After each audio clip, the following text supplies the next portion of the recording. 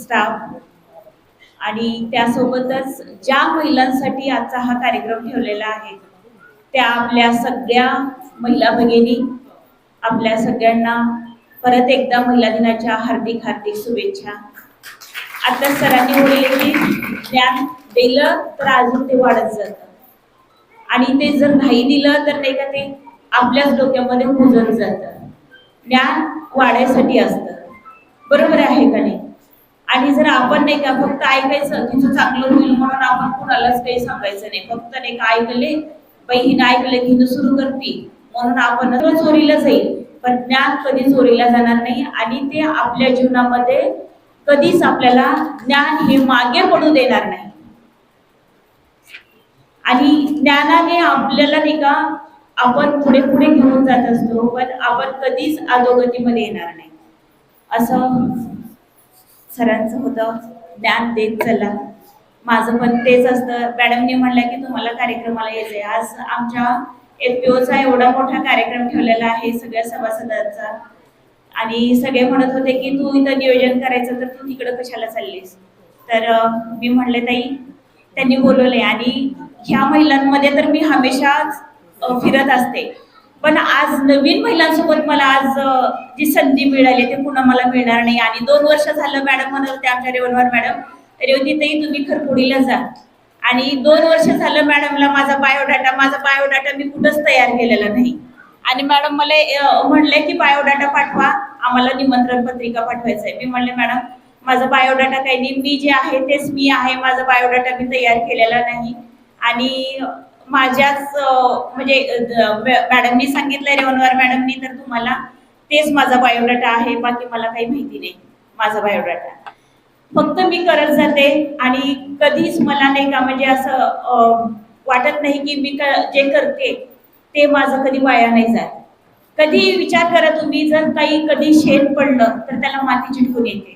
आपण आधी विचार करतो कोणी काही माहिती द्यायला चाललंय किंवा माहिती घ्यायला चाललंय किंवा माहिती देण्यासाठी आपल्या गावामध्ये आले तर आपल्याला काय वाटतं, हा तिचा काहीतरी फायदा असेल, तिला पगार असेल, ती ऐकायला चालली, सांगायला आली, आपल्याला कुठं कामामध्ये वेळ आहे, वाटतं का नाही? पण असं कधीच नाही.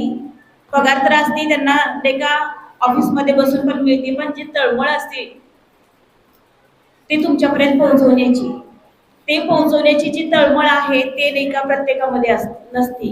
जे अनुभवाने पुढे आलेलं असतं माणूस, त्या अनुभवाने पुढे आलेल्या माणसाची तळमळ असते की हे तळागाळातल्या महिलांपर्यंत पोहोचलं पाहिजे आणि महिला घडल्या पाहिजे. हे जे जाणीवपूर्वक परिस्थितीमधून आलेलं असतं त्याला ह्याची जाणीव असते, म्हणून ते तुमच्यासाठी तळमळीनं तुमच्यापर्यंत पोहोचलेलं असतं.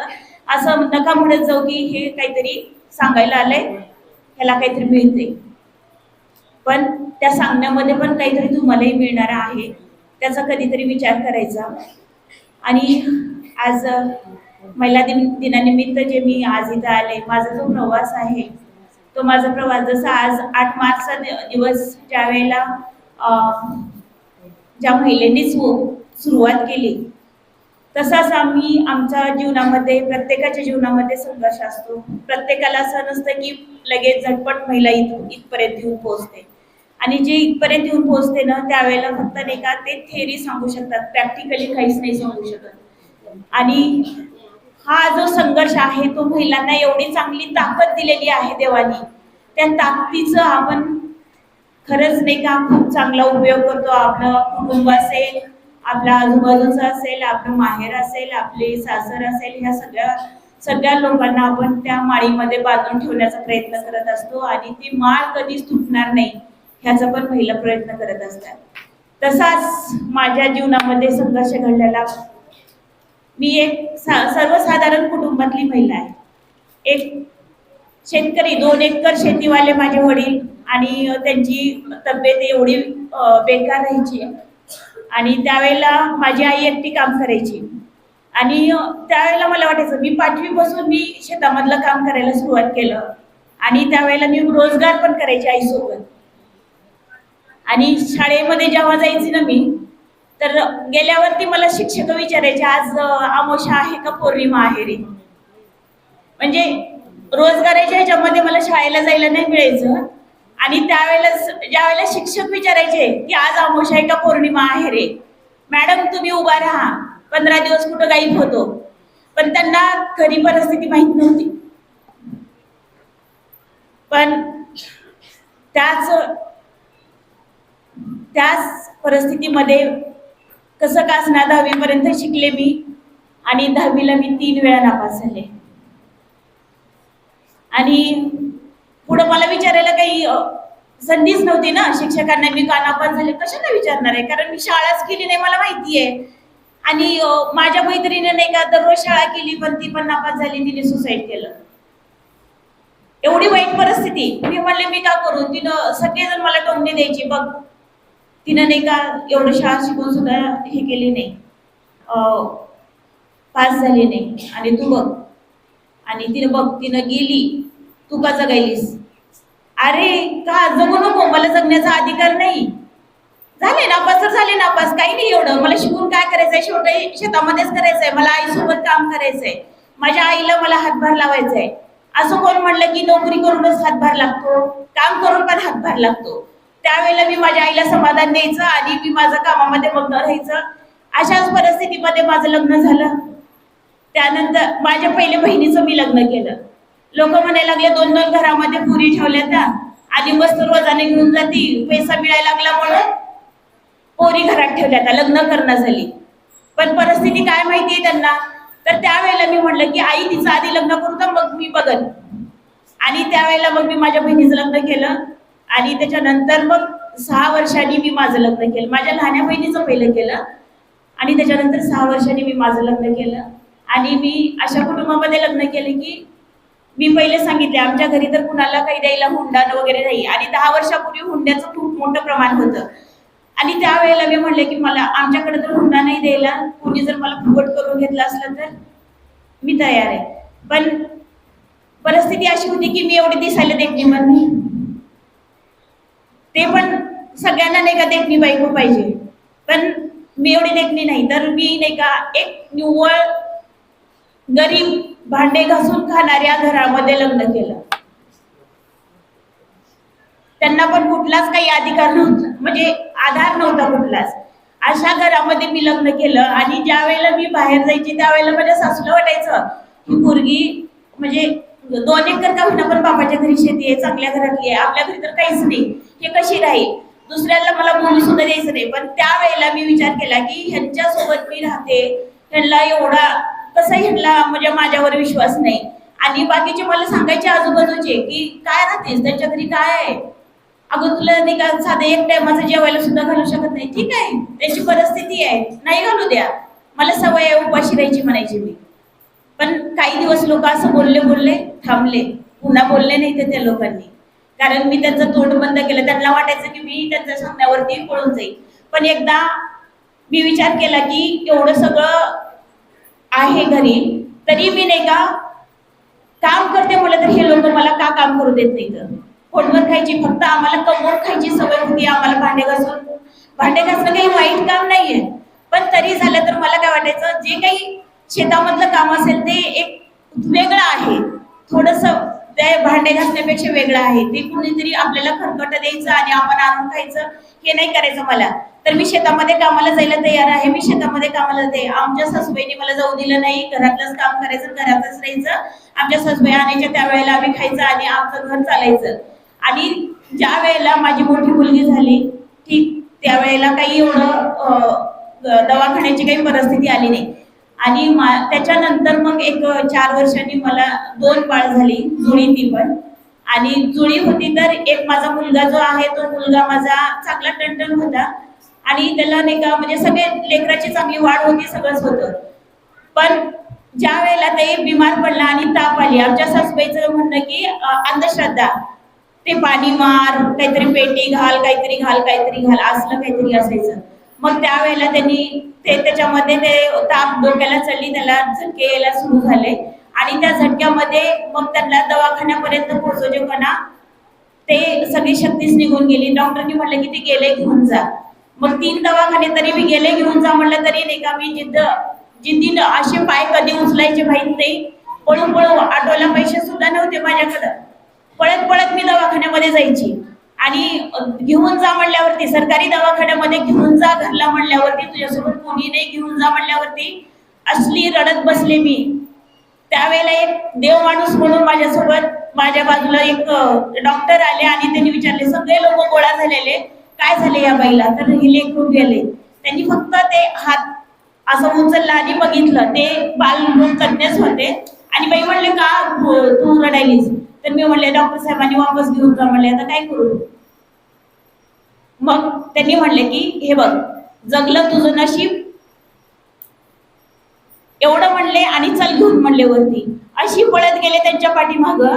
आणि त्यावेळेला मग त्यांनी उपचार सुरू केला आणि 24 तासाच्या नंतर माझ्या लेकराला होश आला. आणि आज माझ्या लेकराची परिस्थिती, तो जगला पण बोलता येत नाही. त्यावेळेला मला पैशाची किंमत कळाली. माझं जे दुःख आहे ते इतरांना नाही व्हायला पाहिजे. त्यावेळेला मी विचार केला की आपण घरात बसून चालणार नाही, पैसा आहे तर सर्वस्व आहे. आणि जर आज लेकराला मी वेळेत दवाखान्यात नेले असते तर ही परिस्थिती माझ्या लेकरावर आली नसती. हा विचार करून मी घराच्या बाहेर पडले.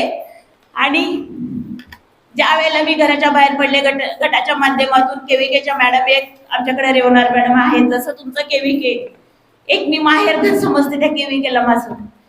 आणि मला जर काही वाटलंच तर मी नाही का निवांत त्यांच्याकडे एखादी दिवस जाऊन राहते सुद्धा.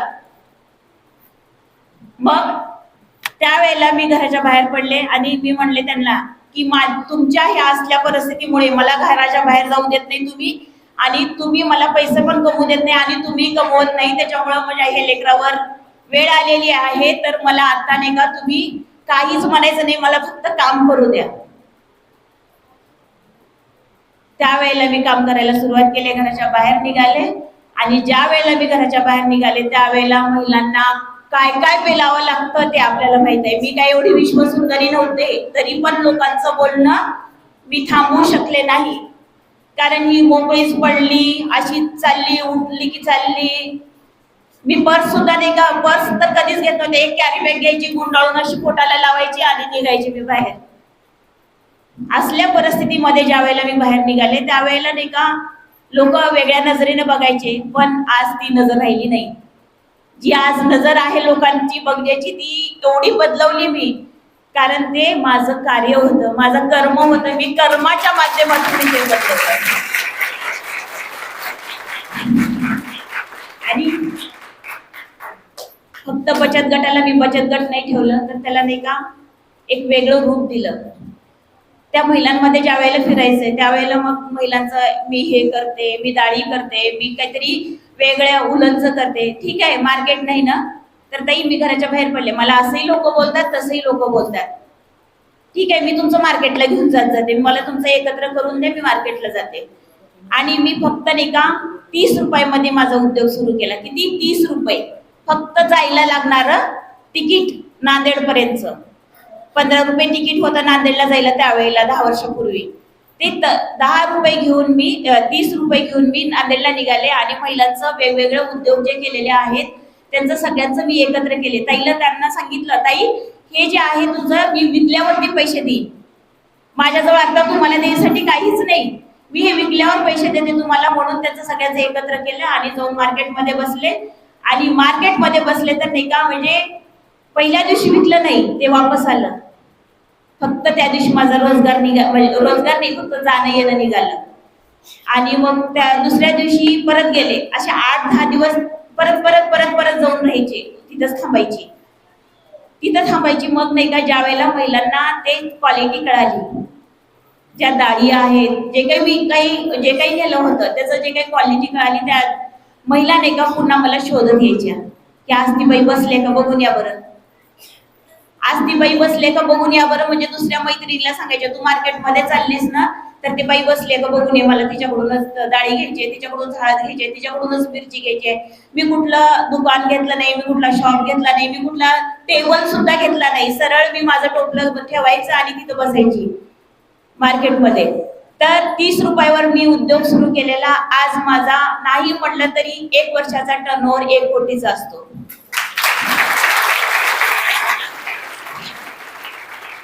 30 आणि हे करण्यासाठी जे काही मला बळ मिळालं, जसं कृषी विज्ञान केंद्र आहे तसंच आमचं कृषी विज्ञान केंद्राकडून मला ते बळ मिळालं.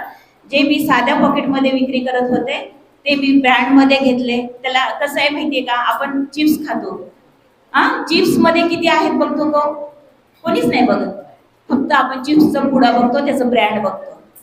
तसंच मी नाही का आपलं ब्रँड बनवलं. आपल्या कंपनीच्या ब्रँडच्या माध्यमातून मी ते मला जी वेळ आलेली आहे ती इतरांना येणार नाही. माझ्या महिलांच्या हातामध्ये, माझ्या महिलांची आर्थिक परिस्थिती चांगली झाली पाहिजे, माझ्या महिलांच्या हातामध्ये पैसा आला पाहिजे, माझ्या महिलांनी सुरक्षित अन्न खाल्लं पाहिजे, माझ्या महिलांचं, माझी महिला म्हणून मी काम करत असते, माझ्या महिलांचं आरोग्य चांगलं असलं पाहिजे.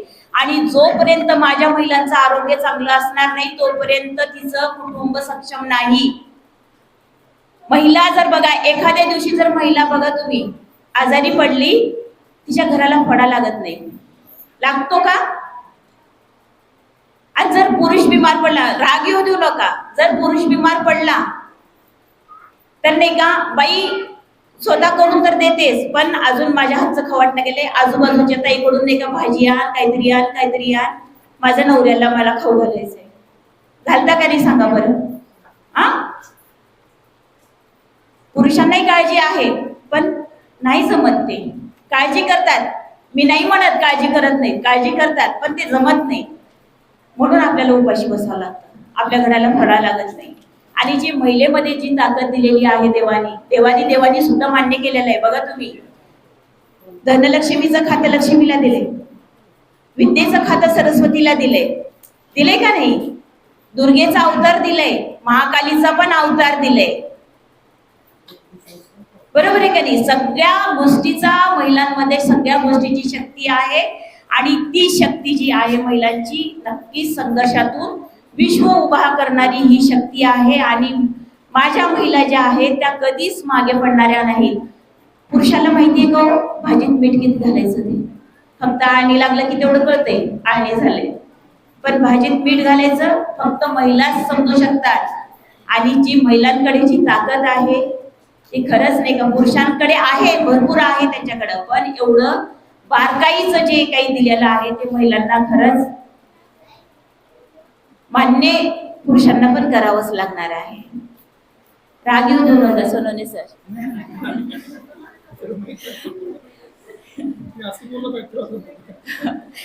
राग येऊ देऊ नका, कारण ती शक्ती आहेच त्यांच्याकडं.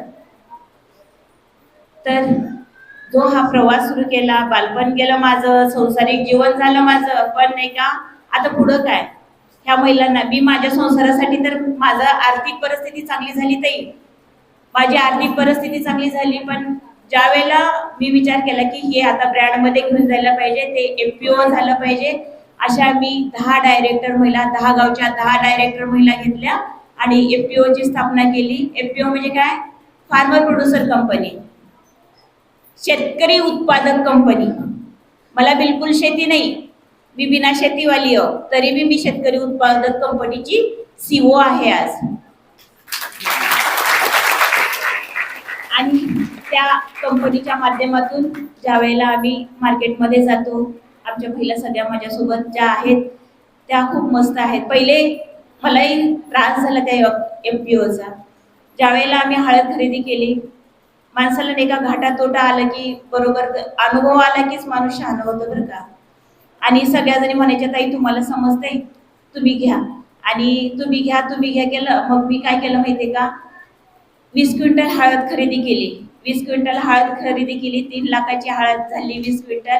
आणि ते 20 क्विंटल हळदीचा भाव पुन्हा मग नाही का आम्ही आज आणलं की उद्या भाव घसरला,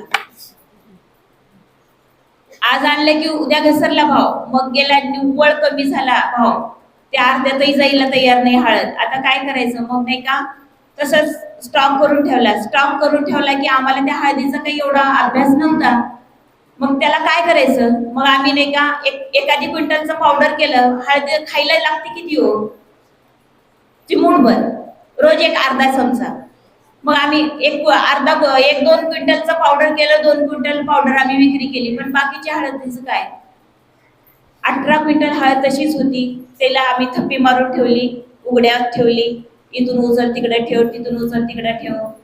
त्याला बंद ठेवायचं असते आम्हाला माहितीच नव्हतं. मग त्याला अशी कीड लागली, हळदीतून सगळं पीठ बाहेर निघायला लागलं. आणि हळदीतून पीठ बाहेर निघालं तर ते हळद मग पुन्हा आता हे हातचंही जायचं पदरचंही जायचं म्हणून ती हळद मी मार्केटमध्ये घेऊन गेले. तर त्याचं फक्त 1,90,000 रुपये आले. किती? 1,90,000 रुपये 2 क्विंटल हळद दळली, तिचा काही पैसा गेला. मग सगळ्यांना वाटायला लागलं की अरे रेवतीताईने एवढं वाटोळं केलं, रेवतीताईने लय वाटोळं केलं, रेवतीताई आपल्या कंपनीला पुढे घेऊन नाही जाऊ शकत. मग त्यावेळेला विचार केला की ताई असं जर झालं तर मग सरळ मी एफपीओतून बाजूला होते. बघा तुम्ही एफपीओ असं म्हणलं की नाही नाही नाही तुमच्याशिवाय तर होतच नाही मग एफपीओचं काम, तुमच्याशिवाय कोण बघणार आहे मग आमच्याकडं. मग त्यावेळेला नाही का ज्या वेळेला काही लोक असं बोलले, पण त्यावेळेला नाही का थोडस मी पण खचले होते.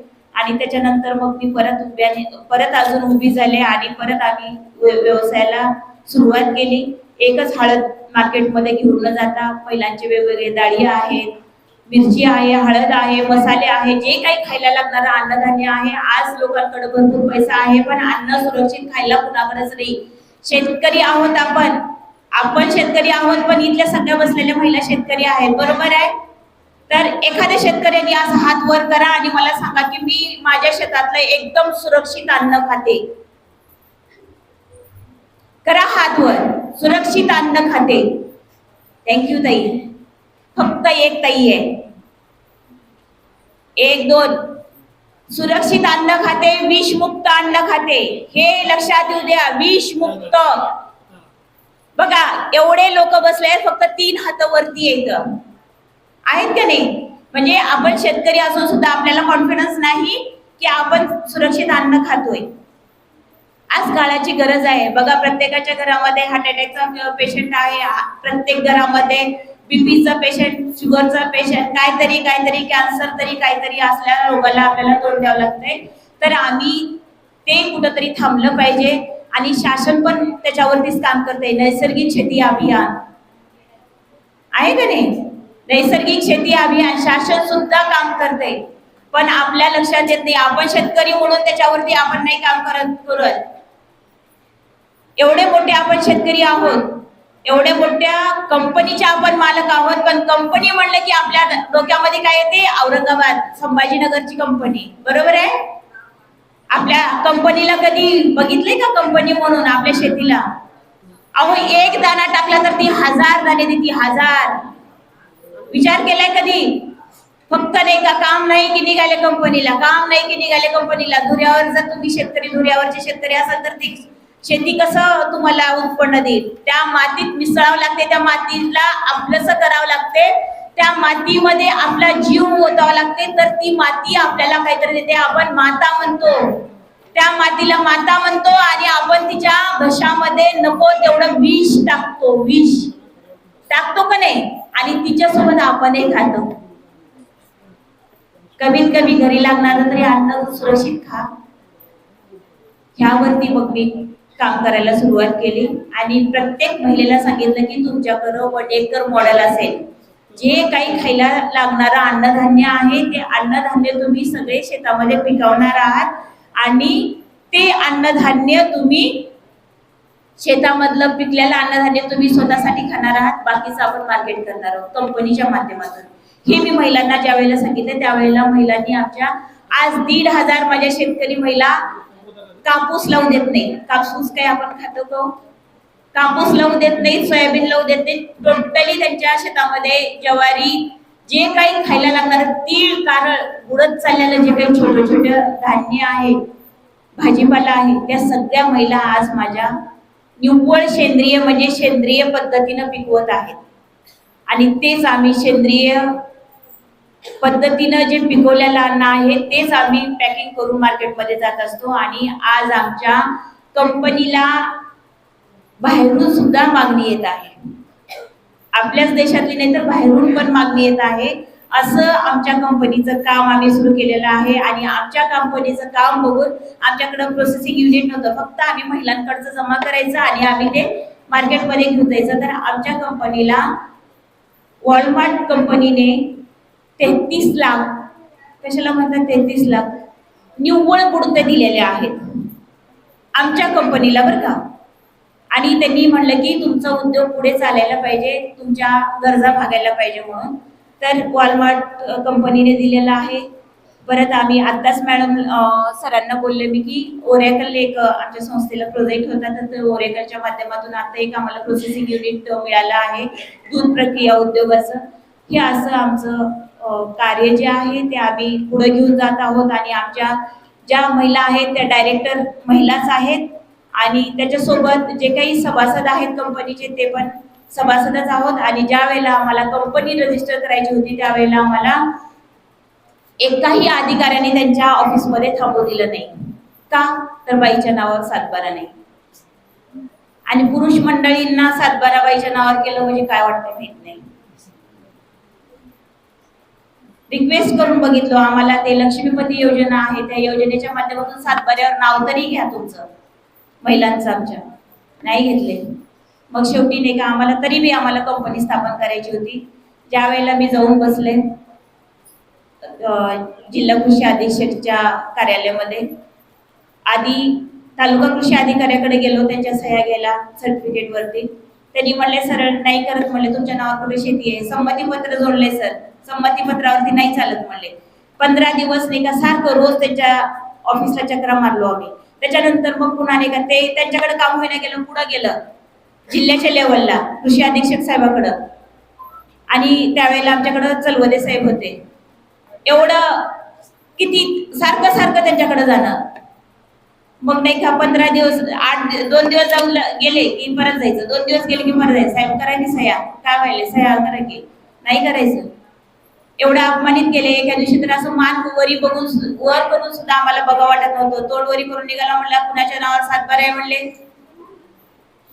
आणि कशाची कंपनी करणार.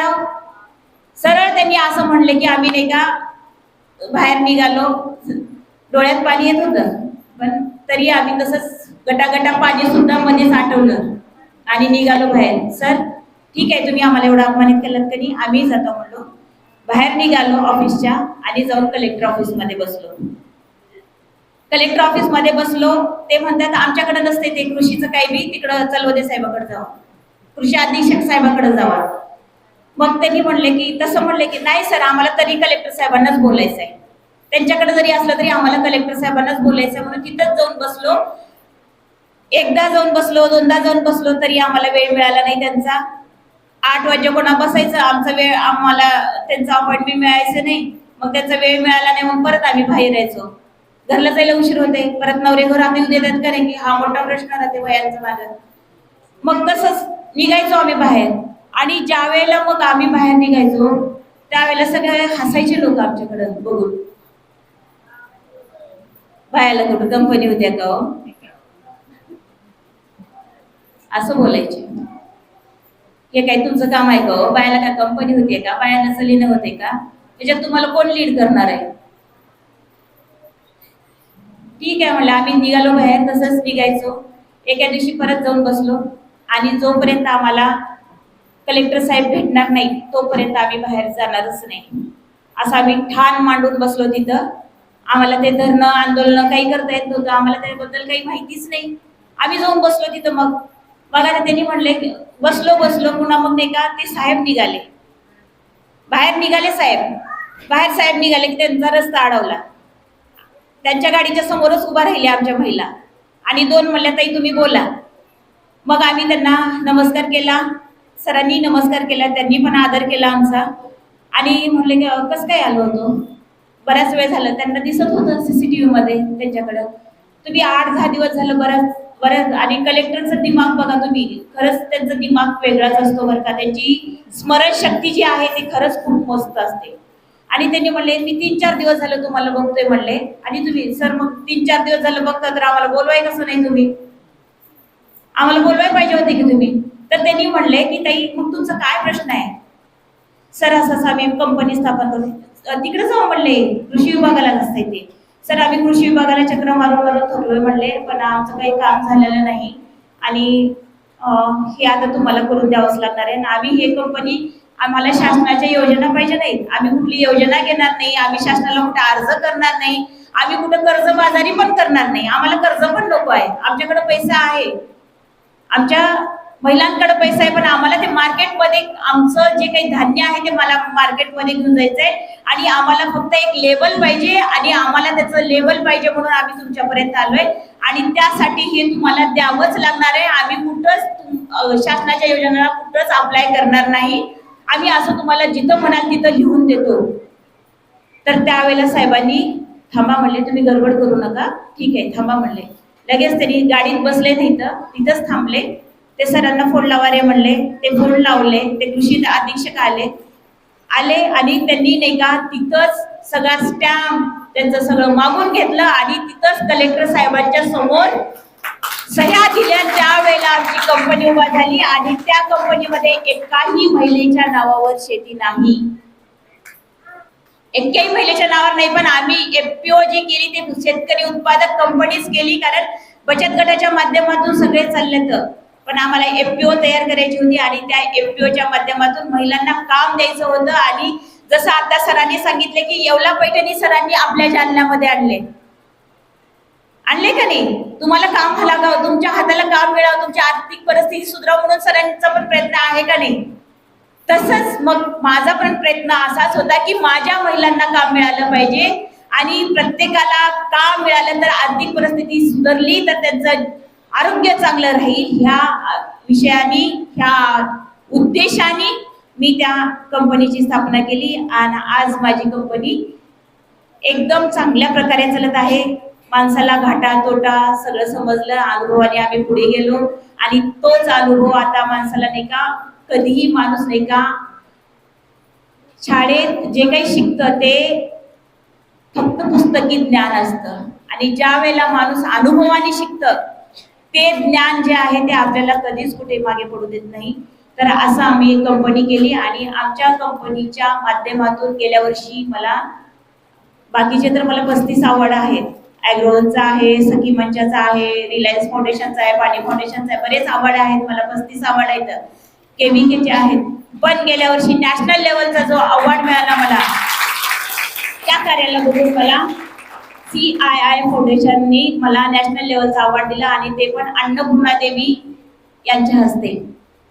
कॅबिनेट मंत्री, बालविकास मंत्री अन्नपूर्णा देवी यांनी नुसतंच मला नाही का पुरस्कार दिला, नाही तर त्याच्यासोबत मला पैसे पण दिलेले आहेत. पुरस्कारासोबत सर मला चेक पण दिला की तुमचं एवढं चांगलं कार्य आहे आणि महाराष्ट्रातून माझी निवड झाली होती. 1750 अर्ज होते. 1750 अर्जापैकी फक्त 20 महिला निवडायच्या होत्या. त्या 20 मध्ये मी एक आले होते. खरंच मला अभिमान वाटतं. आणि त्यांनी माझा विमानाचा प्रवास दिल्ली ते हैदराबाद ते दिल्ली असं त्यांनी माझा विमानाचा प्रवासाचं त्यांनी नियोजन केलं होतं. विमान फक्त उडताना बघितलं होतं मी आणि आता त्याच्यात कसं बसायचं मोठा प्रश्न होता. पण योग मिळालाय, संधी मिळालाय तर संधीचं सोनं केलं पाहिजे का नाही? तर ते संधीचं सोनं करायचे म्हणून मी म्हणले चला विमानानं जाते. मी म्हणले मॅडम ट्रेन नाही येते मॅडम, मला विमान माहिती नाही. तर मॅडम म्हणले नाही, तुमचं नियोजन केलं तर तुमचं तिकीट आम्हीच काढून देणार आहोत, तुम्हाला खर्च करायची गरज नाही. तर आज गल्लीतली महिला जर दिल्लीत पोहोचत असेल ह्या कार्यक्रमाच्या माध्यमातून तर किती अभिमानाची गोष्ट आहे. आणि ज्या वेळेला मी जात होते त्यावेळेला माझी आई डोळे भरून बघत होती आणि माझ्या आईने म्हणले की आज माझ्या कष्टाला फळ मिळालं. शिकली नाहीस तरी तू कुठं मागे पडली नाहीस. आणि मी कधीच असं म्हणलं नाही की माझं शिक्षण झालं नाही. ठीक आहे, झालं नाही तर झालं नाही, का मला कमीपणा वाटायला पाहिजे? कारण मला ती परिस्थिती नव्हती माझी जायची. पण जे काही आज उभा केलेलं आहे, आज मी कंपनीची मालकीण झालेली आहे आणि माझ्यासोबत माझ्या महिला आहेत आणि त्या महिलांना मी पुढे घेऊन जात आहे. एक लीडर आहे मी, लीडर आहे मी. लीडर कुठेही बोलायचे तर बिनधास्त बोलते, कारण नाही का चुकीचं काही वागत नाही, चुकीचं काही बोलायला मला काही भीतीच वाटत नाही. आणि अनुभवाचे बोल ज्या वेळेला बोलतो त्यावेळेला माणसाला भीती वाटत नाही. अनुभवाने माणूस ज्या वेळेला पुढे जात असतं ना त्यावेळेला अजिबात माणूस मागे पुढे बघत नाही की मी काय बोलायला लागले. हे माणसाला कधीच मनामध्ये भीती नसते आणि ज्या वेळेला अनुभव असतात त्यावेळेलाच माणूस बोलत असतं. आणि पहिल्यांदा मला केव्हीकेने आमच्या सगळीच्या केविकेनी मला असं स्टेजवर उभा केलं होतं. तर मॅडमला म्हणले, थोडं 2 मिनिटं नाव सांगितले आणि म्हणले की मॅडम मी बसून बोलू का? तर माझ्या हात पायले लटलट कापलेले म्हणले, कारण नाही का ती तयारी नव्हती माझी त्यावेळेला. पण आज खरंच मी नाही का भाग्यवान समजते की तुमच्यासारख्या माझ्या पाठीमागं महिला आहेत आणि त्या महिलांच्या पाठिंबा आहे म्हणूनच आज मी पुढे आहे. आणि असाच पाठिंबा आपण सगळ्यांनी घ्यायला पाहिजे आणि आपण नाही का न खचता आपल्याला कधी यश येईल कधी अपयश येईल, आपण कधी विचार नाही करायला पाहिजे की मला आज अपयश आलं तर उद्याला काय होईल की काय नाही की. माणसाच्या मनात भीती वाटते, पण तेच अजून पुढे जायला पाहिजे, पुढे जायला पाहिजे. अपयश हेच यशामध्ये कधीतरी बदलत असतं आणि हे यश जे आहे तेच आपल्याला शिखरावर नेत असतं आणि तेच आपण शिखर सर करण्यासाठी अपयशाच्या पायऱ्या चढाव्याच लागतात. अपयशाच्या पायऱ्या चढल्याशिवाय शिखर यशाचं सापडत नाही. तर आज मला खरंच अभिमान वाटतो की आज एवढ्या सगळ्या महिला आहे, महिला दिन तिकडं साजरा करत आहोत, आमच्या महिला साजरा करत आहेत, पण मला आज इथे येण्याची जी संधी मिळालेली आहे, आज तुमच्यासोबत संवाद करण्याची संधी मिळालेली आहे, आज तुमच्यासोबत मला काहीतरी बोलायचं होतं. मला माहित नाही काय माझं देणं असेल तुमच्यासोबत, पण माझी जी ओढ होती तुमच्याबद्दलची, मी 2 वर्ष झालं ट्राय करत होते, त्यावेळेला मला आता संधी मिळालेली आहे आणि त्या संधी संघर्ष केल्याशिवाय होत नाही. आणि मला परत नाही का जे आज आयोजकांनी बोलण्याची संधी दिली त्याबद्दल. वेळ नाही होत ना मॅम? नाही तर मी आपली बोलत राहीन. तर ही जी परिस्थिती आहे ती आपली नक्कीच बदलणार आहे. आपल्याला फक्त आपला पाय खंबीर ठेवायचा आहे. आपल्याला कुणाचं नुकसान करायचं नाही, कुणाला घाट्यात घालायचं नाही, कुणाचं नुकसान होईल असं विचार सुद्धा करायचं नाही. आपल्यासोबत माझं बरं झालंय, हिचं पण चांगलंच झालं पाहिजे. आज मार्केटमध्ये जाताना सुद्धा नाही का सगळ्या महिला म्हणतात आज माझ्या, आणि एक सांगायचं राहिलं, माझ्या एफपीओ मध्ये ड्रायव्हर होता, ड्रायव्हर कधी यायचा आणि कधी यायचंच नाही, काम पडलं की ते फरार राहायचं कुठंतरी. मग असं विचार केला की ताई आपली गाडी आहे, आपला ड्रायव्हर नाही म्हणून आपल्याला लोकांची गाडी करावं लागते, तर आपण जर ड्रायव्हिंग शिकली तर काय होईल. आमच्या अशा 3 महिलांना मी ड्रायव्हिंग शिकायसाठी फोर्स केला आणि त्या 3 महिलांना जबरदस्ती केली, एफपीओ मध्ये यायचं आहे तर तुम्हाला ड्रायव्हिंग शिकावीच लागेल आणि टेम्पो घेऊन जावंच लागेल. तर माझ्या 3 महिलांनी नाही का जिद्दीनं ड्रायव्हिंग शिकली आणि आज आमच्या टेम्पोला ड्रायव्हर सुद्धा आम्ही पुरुषाला ठेवलेला नाही. एफपीओ महिलांची आहे तर एफपीओ महिलांची आहे तर महिलांनीच लीड करायचं आणि महिला हेच दाखवून द्यायचं की होत नाही. जे लोकांनी म्हणलेलं आहे ना, आपल्याला सगळ्यांनी जे हसलेले आहेत ना आपल्याला, त्यांना आपल्याला दाखवून द्यायचं की आपण महिला काय करू शकत नाही, आपण करू शकतो. फक्त आपण ते मनातून निश्चय केला पाहिजे की मी हे करणार आहे म्हणजे करणारच आहे. निश्चय केल्याशिवाय काहीच नाही होत. नुसतं करू का नको, करू का नको, करू का नको म्हणलं की काहीच होत नाही. करू का नको विचार करण्यामध्ये सगळं आपलं आयुष्य जातं, पण आपल्याला काही होत नाही. तर आपल्याला निश्चय करायचा आहे. आज सगळ्या महिलांनी असा निश्चय करायचा की मी काहीतरी करेन. ठीक आहे, तुम्ही छोट्या उद्योगापासून सुरू करा, छोट्या कामापासून सुरू करा, काहीतरी छोटं सुरू करा, पण असं म्हणा की मी कमवणार आणि एकदम कुणाचाही घाटा न करता सामाजिक व्यवसाय म्हणते बरं का मी, व्यवसाय नाही सामाजिक व्यवसाय करा, ज्यातून तुम्हाला पण मिळेल आणि समाजाला पण सेवा मिळतील. अशा सामाजिक व्यवसायामध्ये तुम्ही उतरायला पाहिजे आणि तुम्ही त्या व्यवसायाला, आज स्टॉल बघितले मी, इथले स्टॉल बघताना मला खरंच अभिमान वाटला. एवढं चांगलं ब्रँडिंग केले, कुठल्या कंपनीचं सुद्धा एवढं ब्रँडिंग व्यवस्थित नाही, एवढं चांगलं ब्रँड केले. आपल्या ताई आहेत त्या, बाहेरच्या आहेत का, आपल्यातल्या ताईंनी केलेलं आहे. बघा तुम्ही बाहेर बघितले का नाही, बघितले ना, ताई करू शकतात, आपण का नाही करू शकत. आमच्या महिलांनी खारुड्या सुद्धा विकल्या, हॉटेलवरती जातात, मस्त घेतात ऑर्डर आणि पुरवठा करतात. आम्हाला नाही वाटत काही आणि कुणाची हिंमत सुद्धा नाही की ज्या वेळेला आम्ही नाही का भिवून वागत होतो ना, त्यावेळेला लोकांची नजर वेगळी होती बघण्याची, बोलण्याची वेगळं टॉनिक होतं लोकांचं. पण आज ज्या वेळेला आम्ही आत्मविश्वासाने त्या लोकांच्या समोर उभा राहतो ना, तर ते लोक आपोआप नजरा खाली घालतात. तेवढी आपल्यात ताकद आहे आणि त्याच ताकदीला आपल्याला पुढे घेऊन जायचं आहे. तर आयोजकांनी मला खरंच बोलण्याची संधी दिली, त्याबद्दल मी कृषी विज्ञान केंद्र खरपुडी, सर्व टीम, सोनोने सर, मॅडम आणि तुम्हा सगळ्यांचं मी खरंच मनापासून आभारी आहे. आणि एक जाता जाता म्हणते, वार नाही तलवार आहे, वार नाही तलवार आहे, ती समशेरीची धार आहे, ती समशेरीची धार आहे. स्त्री म्हणजे आबला नाही, स्त्री म्हणजे आबला नाही, ती तर आपला धगधगता अंगार आहे आणि हा अंगार पेटलाच पाहिजे. एवढं बोलून मी थांबते. काही चुकलं असेल तर आपली ताई म्हणून मला माफ करा. सॉरी. धन्यवाद.